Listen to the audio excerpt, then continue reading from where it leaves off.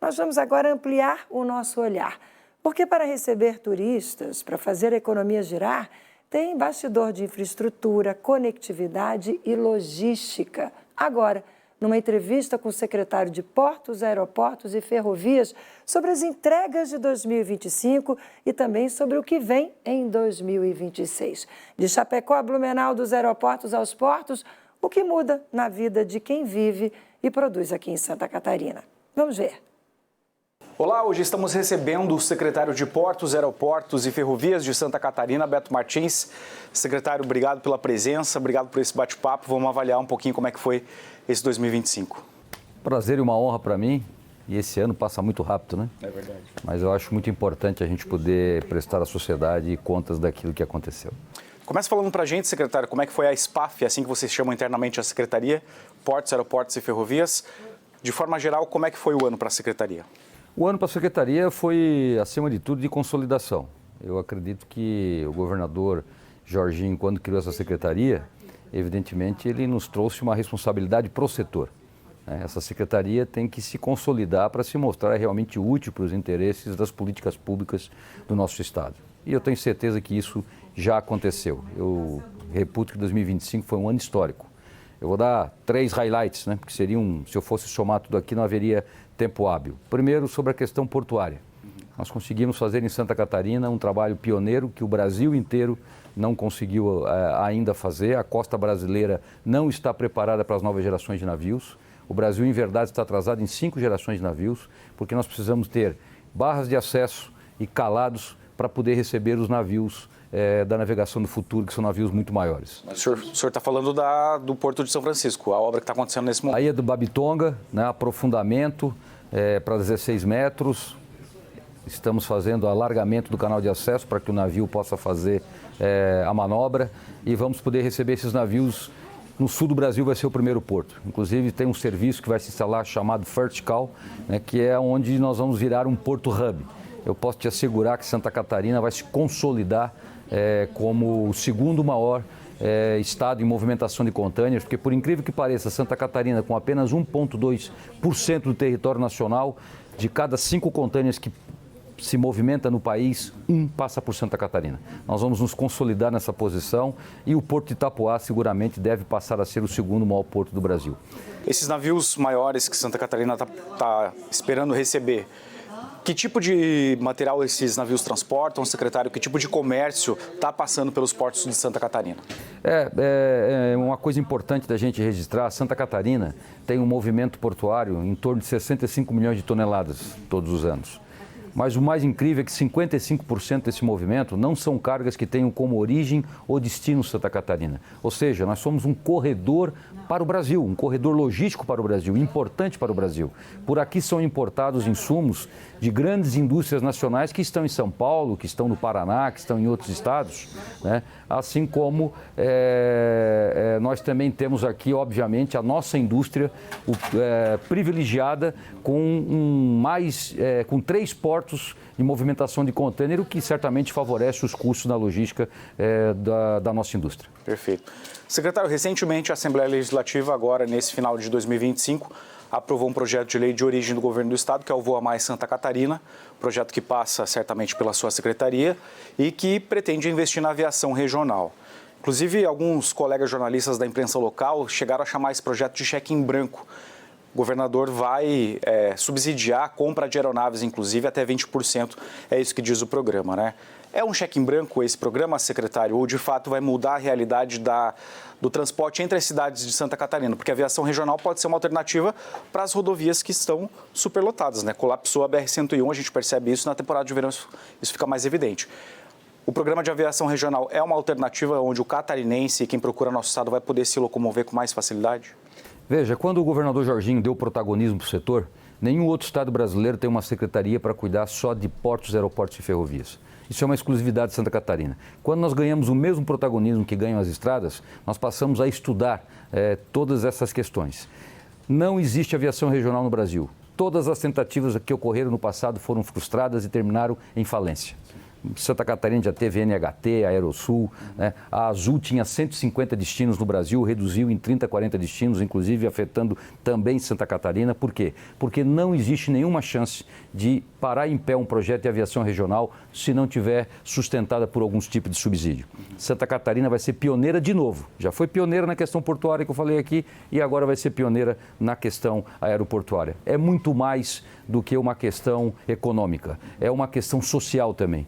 Note você que hoje nós temos pessoas saindo lá de São Miguel do Oeste para um tratamento de câncer aqui em Florianópolis, andando de van numa estrada colapsada, ficando muitas vezes 12 horas na estrada, porque é a ida e a volta, né? É desumano, né? E nós vamos poder, com esse projeto de aviação regional, ter transporte de carga, vamos agilizar e acelerar, por exemplo, o transporte de remédios, né? Na distribuição de remédios por todo o estado. Nós vamos ter a oportunidade de dar aos nossos empresários e futuros investidores de Santa Catarina, né, uma condição que nenhum outro estado pode oferecer. E também serviço à saúde, serviço ao cidadão.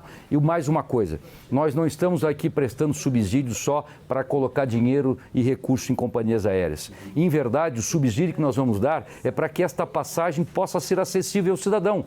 Hoje, se nós fôssemos fazer em Santa Catarina um projeto como se fez no Paraná, no Rio Grande do Sul, Azul Conecta, e fôssemos cobrar do cidadão o preço de uma passagem por um projeto sustentado 100% pela iniciativa privada, essa passagem ia custar R$ 2.200 a R$ 2.500. Ou seja, inviável e não atingiria as camadas da sociedade que nós pretendemos. Não é um cheque em branco, é um profundo avanço para Santa Catarina. Secretário, falando agora um pouquinho de ferrovias, para onde Santa Catarina vai caminhar no mapa das ferrovias? Foi assinado aquele acordo junto com Mato Grosso do Sul, Rio Grande do Sul e o Paraná, nessa parceria de incrementar a malha ferroviária. Como é que está esse projeto e o que Santa Catarina vai encontrar aí pelos trilhos daqui para frente? Olha, eu tenho uma alegria muito grande e eu não me arrependo um segundo de ter aceito o convite do governador para estar à frente dessa pasta, porque, eu volto a dizer, ele teve a coragem de dar protagonismo para setores que não eram sequer vistos em Santa Catarina como prioridade. E ferrovia, eu espero que a gente consiga construir uma história e deixe de ser lenda. Nós estamos pagando um preço muito caro pela nossa ineficiência logística. Santa Catarina, os 95% das cargas que passam por nossos portos, aqueles 65 milhões de toneladas que eu te falei, estão depositados tudo em rodovia. As nossas estradas não suportam mais, nós estamos à beira de um colapso. E esse colapso vai fazer com que Santa Catarina deixe de crescer, porque, felizmente, Santa Catarina entendeu que a logística é a espinha dorsal do desenvolvimento socioeconômico. Sem logística, não tem produção, não tem competitividade, ou seja, nós estamos diante de um caos logístico. Ferrovias, Santa Catarina lidera o processo, foi aqui em Florianópolis, foi a convite do nosso governador que se estabeleceu o processo do Codesul. Estamos discutindo ferrovia com uma racionalidade como nunca antes se discutiu, porque nós temos que ter uma consciência.